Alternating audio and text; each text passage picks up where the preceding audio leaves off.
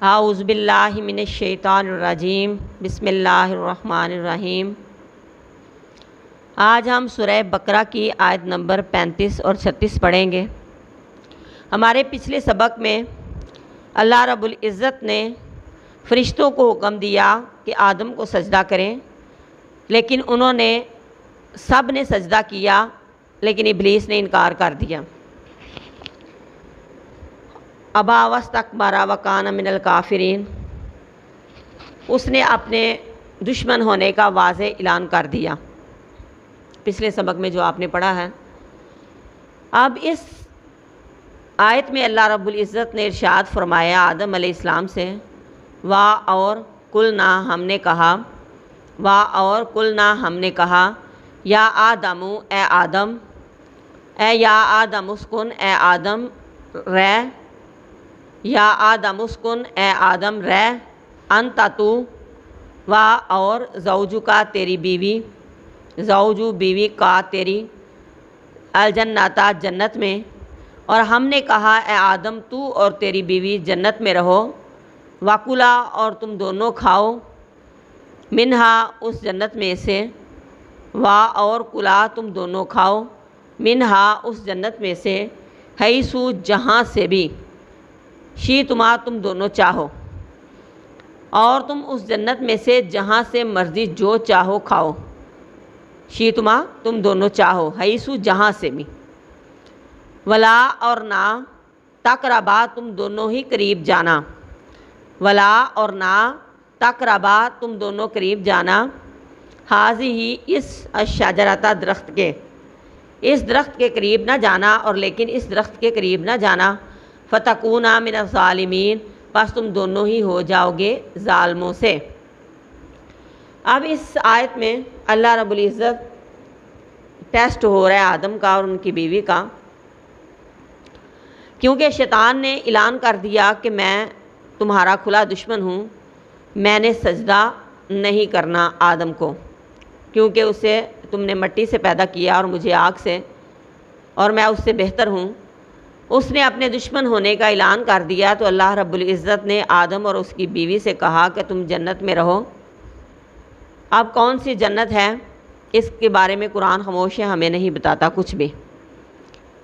اللہ رب العزت نے ہمیں جتنا بتایا اس کے مطابق کوئی بھی جنت تھی، کوئی بھی باغ تھا، لیکن مقصد ہمارا اس سے صرف یہ ہے کہ آدم اور اس کی بیوی کا امتحان ہونے لگا تھا کہ یہ کتنے تابع دار ہیں اور شیطان کے پیچھے کتنا لگتے ہیں۔ اللہ رب العزت نے ارشاد فرما دیا آدم کو کہ آدم تو اور تیری بیوی اس جنت میں، اس باغ کے اندر رہو، اور جہاں سے چاہو ہر قسم کی جنت میں تمہیں آزادی ہے۔ بندش صرف تمہارے لیے کیا ہے کہ یہ ایک درخت ہے فلاں فلاں، اس کے قریب نہیں جانا۔ اب اس درخت کا نام بھی اللہ رب العزت نے نہیں لیا، مختلف مفسرین مختلف قسم کی رائے دیتے ہیں، لیکن بہرکیف اس بحث میں پڑھنے کا فائدہ کوئی نہیں، صرف آدم کا ٹیسٹ تھا۔ اللہ رب العزت نے ارشاد فرمایا کہ جنت کی ہر نعمت تمہارے لیے ہے سوائے اس درخت کے، اس کے قریب بھی نہیں جانا، اس کو ہاتھ لگانا، اس کو کھانا تو دور کی بات ہے، اس کے قریب بھی نہیں جانا تم نے، ولا تقربا، اور نہیں قریب جانا، نزدیک بھی نہیں جانا، حاضی شجرۃ، اس درخت کے، اگر تم نے ایسا کیا، فتکونا یعنی اس درخت کو کھا لیا، اس کا پھل کھا لیا، فتکونا من الظالمین، تو ظالموں میں سے ہو جائے گا۔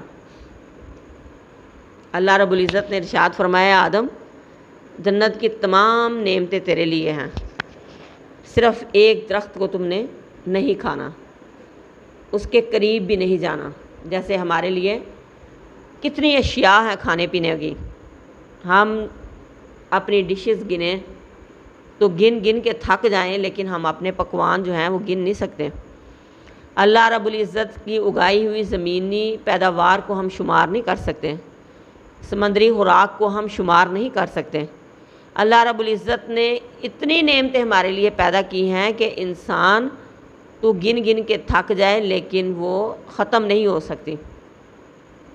ایسی ایسی جڑی بوٹیاں کہ اس سے انسان دوائیاں بناتا ہے اور شفا حاصل کرتا ہے، ایسے ایسے سمندر کے اندر غذائیں تمہارے لیے رکھی ہیں، انسان تو اس چیز کا شمار نہیں کر سکتا۔ فَبِأَيِّ آلَاءِ رَبِّكُمَا تُكَذِّبَانِ، لیکن انسان تیرے لیے اگر گوشت کو حلال کیا تو پھر میں نے کچھ گوشت تیرے کو منع کر دیے، تیرے اوپر حرام کر دیے کہ اس چیز کا گوشت کھانا ہے، اس چیز کا نہیں کھانا۔ کس کے لیے؟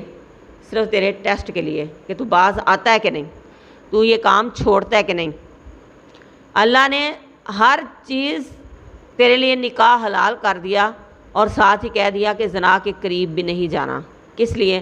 تیرے ٹیسٹ کے لیے، تجھے پرکھنے کے لیے کہ اے انسان تو برائی سے کتنا باز رہتا ہے اور اچھائی کے قریب کتنا آتا ہے۔ دنیا کی تمام نعمتیں ہم کھاتے ہیں اور اللہ رب العزت فرماتے ہیں کہ میری حرام کردہ چیزوں کے قریب بھی نہیں جانا، لیکن ہم شوق سے حرام کردہ چیزوں کی طرف بھاگتے ہیں۔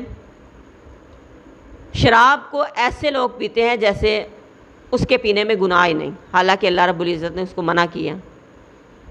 مطلب اس چیز کا یہ ہے کہ آدم علیہ السلام ہمارے یعنی باپ جو تھے، ان کا ٹیسٹ لیا گیا، ان کو شیطان نے ورغلا دیا، ان کو شیطان نے پھسلا دیا اور کہا کہ سارا کچھ تمہارے لیے ہے۔ جیسے اب دنیا میں سب کچھ ہمارے لیے، صرف چند چیزیں حرام ہیں، لیکن ہم جو انسان ہیں وہ حرام کردہ چیزوں کی طرف جلدی بھاگتے ہیں، ان کی کشش ہمارے دل میں زیادہ ہے حلال چیزوں کی نسبت۔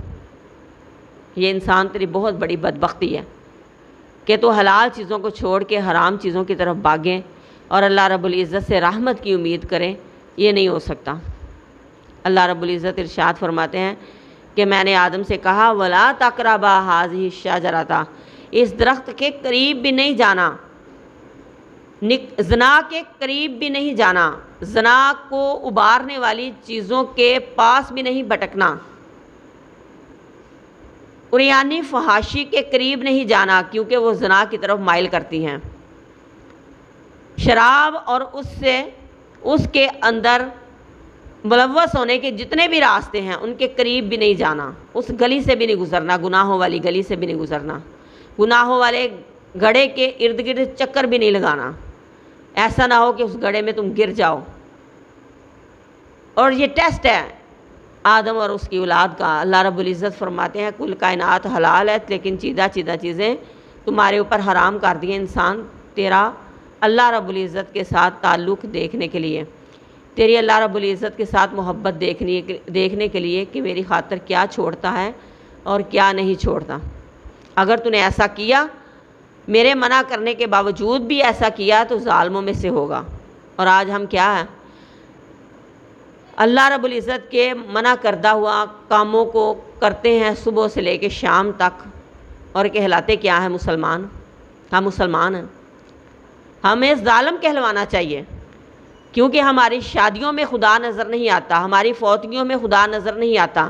اللہ نے جو کام حرام کیے ہیں ہم جی بر کے کرتے ہیں اور کہتے کیا ہیں؟ ہم مسلم ہیں۔ بس پھسلا دیا ان دونوں کو، آدم اور ان کی بیوی کو پھسلایا، ان کو ورغلایا، جیسے آج ہمیں شیطان ورغلاتا ہے گناہ کی طرف، اور انسانوں سے قتل بھی کروا لیتا ہے، انسانوں سے زنا بھی کروا لیتا ہے۔ آہستہ آہستہ کشش اس چیز کی بندے کے دل میں ڈالتا جاتا ہے اور انسان آخر ایسا وقت آتا ہے کہ گناہ کرنے پر مجبور ہو جاتا ہے، مائل ہو جاتا ہے اور اس کو گناہ نہیں لگتا کہ ہم گناہ کی طرف مائل ہوتے ہیں اور گناہ کرتے ہیں اور ہمیں شرم نہیں آتی اور ہم پھر گناہ کر کے اس کا وزن نہیں ناپتے اور پھر ہمارے لیے گناہ کرنے آسان ہو جاتے ہیں۔ اسی طرح ہمارے باپ کو بھی اور ہماری ماں کو بھی شیطان نے بہلایا پھسلایا انہا اس درخت سے، فاخرجہما پس نکال دیا ان دونوں کو ہی، آدم کو اور اس کی بیوی کو جنت سے نکال دیا۔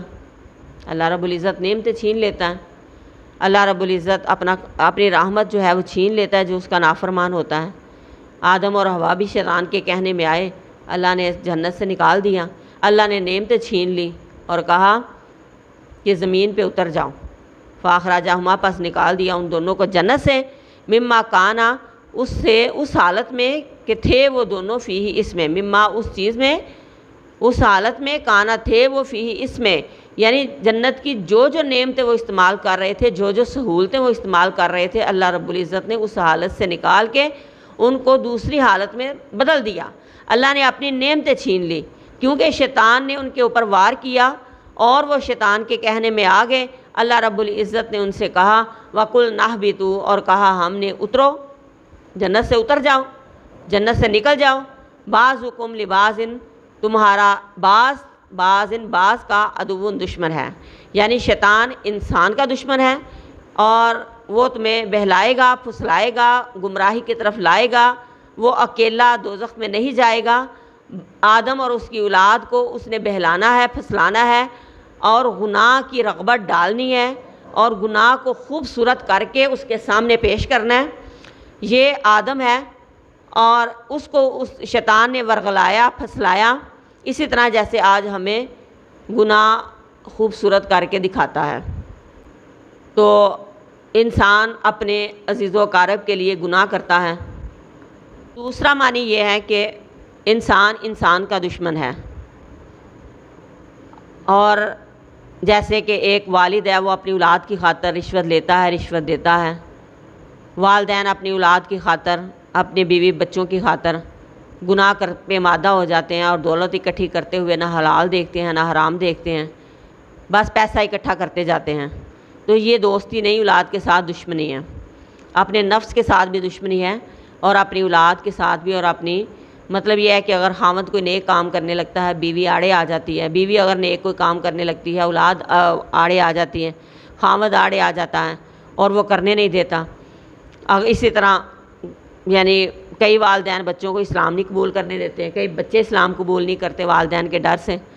یعنی انسان کا دشمن ہے، جیسے شیطان انسان کا دشمن ہے۔ روئے زمین کے اوپر نفسا نفسی کا عالم ہے اور کوئی بندہ کسی دوسرے کی پرواہ کیے بغیر گناہ کی دلدل میں اس کی خاطر کر رہا ہے۔ دیکھیں ہم دنیا میں اتنے گناہ کرتے ہیں صرف برادری کے خوف سے۔ ہم دنیا میں مہندیاں رچاتے ہیں، ہم شادیوں پہ اور ہم فوتگیوں پہ اتنی بری رسمیں کرتے ہیں، کس لیے؟ اپنی برادری کو خوش کرنے کے لیے، لیکن ہم نے اللہ رب العزت کو خوش کرنے کے لیے کبھی کچھ نہیں کیا۔ تو کیا ہوا پھر؟ ہم ایک دوسرے کے دشمن ہی ہوئے نا۔ اتنے گناہوں کے بوجھ ہم اپنے کندھوں پہ تھوپ لیتے ہیں، کس لیے؟ صرف اس لیے کہ ہماری برادری، ہمارے عزیز و اقارب خوش ہو جائیں، انسانوں کو خوش کرنے کے لیے بس۔ وہ بھی کر لیا، یہ بھی کر لیا، سہیلیوں کو خوش کرنے کے لیے کیا، وہ حجاب نہیں کرتی، میں نے بھی نہیں کرنا، ان کی خاطر دیکھ کے ان کی طرف برائی کی طرف مائل ہونا شروع ہو گئے کہ یہ ہم سے ناراض نہ ہو جائیں۔ تو غرض کہ انسان بھی انسان کا دشمن ہے۔ اگر دوستی کا معیار اللہ ہو، اگر اولاد اور والدین کا تعلق اللہ کی رشتے کی بدولت ہو کہ یہ ہمارے والدین ہیں، یہ ہماری اولاد ہے، ہر ایک رشتے کے اندر اللہ اور اس کے رسول کو پہلے درجے پہ رکھا جائے اور باقی تمام رشتہ داریوں کو بعد میں رکھا جائے، تو پھر انسان کا دشمن نہیں ہو سکتا، کیونکہ ہمارا محور اللہ رب العزت ہے، ہم اسی کے گرد چکر لگاتے ہیں۔ لیکن اگر ہمارا محور کوئی اور ہو گیا، دنیا کے اندر مال، اولاد، بیوی، بچے، کنبہ، قبیلہ، تو پھر کیا ہے کہ ہم ایک دوسرے کے دشمن ہو گئے، ایک دوسرے کی خود تو جہنم میں جائیں گے، ساتھ ان کو بھی لے کے جائیں گے۔ جیسے شیطان نے کہا ہے کہ مجھے مہلت دے، میں ایک جماعت پوری بنی نو آدم اور اس کی اولاد کو ساتھ لے کے جاؤں گا، آدم کے بچوں کو ساتھ لے کے جاؤں گا، اس نے قسم کھائی ہے۔ اور آج ہم کیا کر رہے ہیں کہ اللہ رب العزت کا واضح کلام پڑھنے کے بعد بھی کہ شیطان ہمارا دشمن ہے، ہم پھر بھی کیا کرتے ہیں؟ گناہوں کی دلدل میں پھنستے جاتے ہیں اور اس کو دشمن مانتے ہی نہیں۔ نماز پڑھنے کے لیے اٹھیں نا، آپ دل نہیں کر رہا، زبردستی اٹھیں، شیطان بھاگ جائے گا۔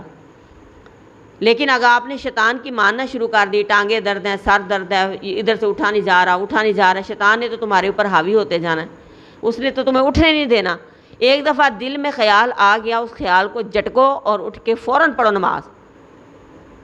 جہاں 4 پڑھنی ہے وہاں 6 پڑھ کے دکھاؤ، جہاں 4 نفل پڑھنے ہیں وہاں 6 پڑھو، جہاں نماز ظہر پڑھنی ہے وہاں اور دل لگا کے پڑھو، تاکہ شیطان ڈیٹ ہو اور وہ تمہیں دوسری دفعہ ورگلانے کی ہمت نہ کرے۔ شیطان تو بار بار آتا ہے نا، اور اگر بار بار اسے جھٹکا دے کہ آپ اللہ اور اس کے رسول کی طرف راغب ہوں گے تو وہ بھاگ جائے گا۔ شیطان بھی تو دیکھو، حضرت عمر فاروق اتنے یعنی مضبوط دل صحابی تھے کہ شیطان خود رستہ ان کا چھوڑ دیتا تھا، ڈرتا تھا حضرت عمر فاروق سے۔ یہ ایمان کی پختگی ہے، یہ ایمان کا جذبہ ہے۔ ہمارے جذبے کمزور ہیں، ہمارے اندر ہمتیں ختم ہیں، ہم اللہ اور اس کے رسول کے کام میں ڈھیل برتتے ہیں، اور اگر ہم شیطان کو شکست دینی شروع کر دیں تو شیطان ہمارا رستہ ہی چھوڑ دے گا، شیطان خود ڈرے گا ہم سے، کیونکہ انسان اشرف المخلوقات ہے اور اس سے بڑھ کے کوئی مخلوق نہیں روئے زمین پر۔ لیکن انسان نے آج شیطان کو اپنے اوپر حاوی کر لیا، چھوٹی چھوٹی خواہشات کے پیچھے زندگی حرام کر لیتا ہے، اللہ اور اس کے رسول کو بھول جاتا ہے۔ جب موت کا وقت آتا ہے پھر اسے پتہ چلتا ہے، پھر آنکھیں کھلتی ہیں۔ اللہ رب العزت نے کیا کہا؟ وَقُلْ نَهْبِطُوا، کہا ہم نے اترو، بعضکم تمہارا بعض کے دشمن ہے، وَلَكُمْ اور تمہارے لیے زمین میں رہو جا کے، اور تمہارے لیے زمین میں مستقرن ایک ٹھکانہ ہے یعنی رہنے کی جگہ زمین ہے اب تمہاری، وہاں پہ رہو جا کے، وَمَتَاعٌ اور فائدہ اٹھانا ہے، الہین ایک مدت تک۔ کوئی آ رہا ہے، کوئی جا رہا ہے، کوئی کھا رہا ہے، کوئی پی رہا ہے، کوئی سو رہا ہے، دنیا کا بازار لگا ہوا ہے، لیکن کب تک؟ ایک وقت مقرر تک۔ کب تک؟ الہین ایک مدت تک، جب اللہ نے اس زروع زمین کے اوپر قیامت برپا کرنی ہے تب تک جب ایک بندے کی موت آ جاتی ہے، اس کے لیے قیامت آ جاتی ہے، تب تک۔ دیکھو نا، دنیا میں کتنے انسان آئے اور چلے گئے، لیکن مستقل یہاں پہ کوئی نہیں رہا، سب نے چلے جانا ہے، اور جس بندے کی موت آتی ہے اس کا وقت آ جاتا ہے، اس کے لیے قیامت شروع۔ اور دوسرا معنی یہ ہے کہ قیامت تک، جب تک اللہ نے اس دنیا کو آباد رکھنا ہے، جب اللہ تعالیٰ آسمان و زمین اور زمین کو لپیٹ لے گا جس طرح ہم کتاب لپیٹتے ہیں، اللہ رب العزت قیامت برپا نہیں کرتے، تب تک یہ دنیا آباد رہے گی، یہاں پہ آنے اور جانے کا اور یہاں پر رہنے کا یعنی کام ہوتا رہے گا، لیکن ایک مدت تک۔ لیکن یہ یاد رکھنا کہ شیطان اس دنیا میں رہتے ہوئے آپ کا دشمن ہے، اور رشتہ داریاں اور ناطے اور عزیز و اقارب بھی ایک دوسرے کے دشمن ہیں۔ اگر ان کی دوستی کی بنیاد اللہ اور اس کا رسول نہ ہو، رشتہ داری کی بنیاد اللہ اور اس کا رسول نہ ہو، تو یہ سارے رشتے فتنہ ہیں، اور ایک مدت تک دنیا کے اندر تم نے زندگی گزارنی ہے، اس کے بعد اللہ رب العزت قیامت برپا کریں گے، اور تمہیں ہر بندے نے اپنی اپنی زندگی کا حساب دینا ہے اور اللہ کی بارگاہ میں حاضر ہونا ہے، اور پھر اللہ رب العزت بتائے گا کہ میرا کہنا کتنا مانا اور شیطان کا کہنا کتنا مانا۔